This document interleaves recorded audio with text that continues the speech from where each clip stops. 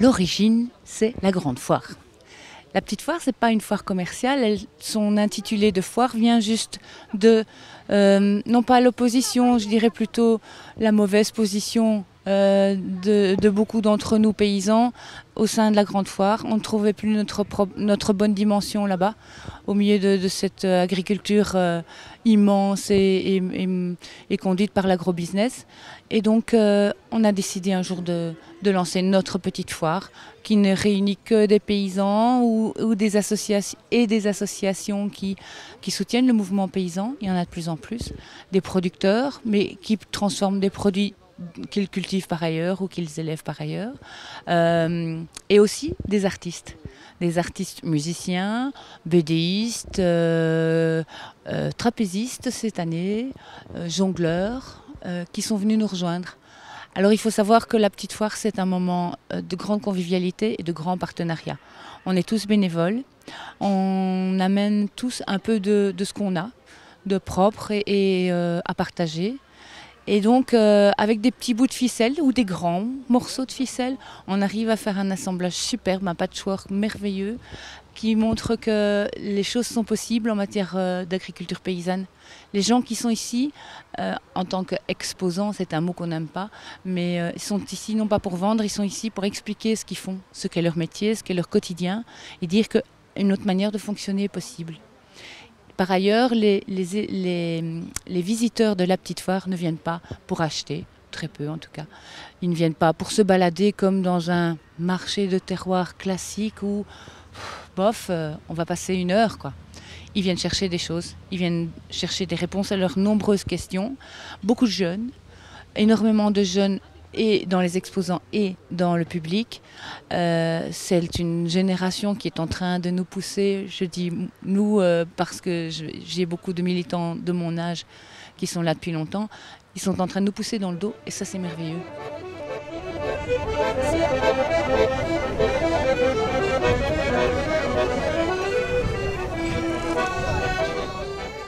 Mais c'est l'histoire du colibri, hein. Chacun pour sa petite goutte d'eau. Alors nous, on apporte le dernier week-end de juillet, symboliquement, on l'apporte ici, au nom du mouvement d'action paysanne. Cette goutte assez importante, puisqu'elle réunit beaucoup de gouttelettes. On l'apporte à d'autres moments de l'année. Et c'est vrai que ces dernières années, on sent que, ce que je disais tout à l'heure, ça nous pousse dans le dos. Le consommateur commence à être vraiment conscient qu'il faut faire quelque chose en termes de souveraineté alimentaire, donc en termes d'alimentation, en termes d'écologie, en termes d'environnement, de protection de la nature, mais aussi de protection des droits de l'homme. Le droit de se nourrir comme on l'entend et le droit de produire comme on l'entend. On tient absolument, au travers de cette petite foire aussi, à montrer qu'on a un droit, on a des devoirs bien sûr, mais on a un droit en tant que citoyen qui est de choisir. Et notre choix, c'est l'agriculture paysanne.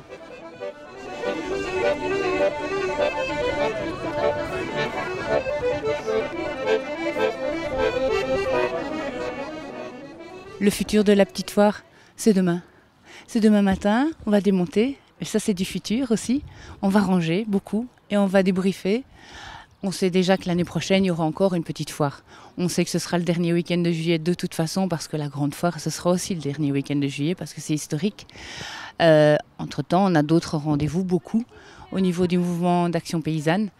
Et notamment au mois de novembre, on va organiser un symposium paysan, une grosse rencontre sur le thème de l'agroécologie, justement.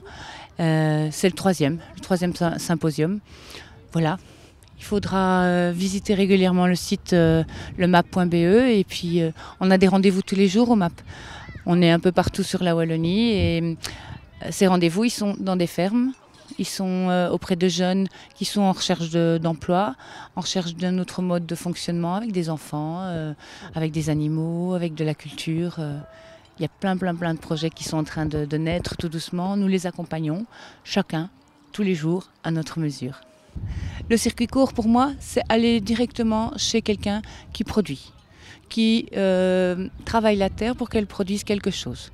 Donc ils travaillent un potager pour avoir des légumes, ils travaillent un champ pour avoir des céréales et fabriquer du pain, ils travaillent une prairie pour avoir de l'herbe, des animaux dessus, du lait parce qu'il y aura eu un veau.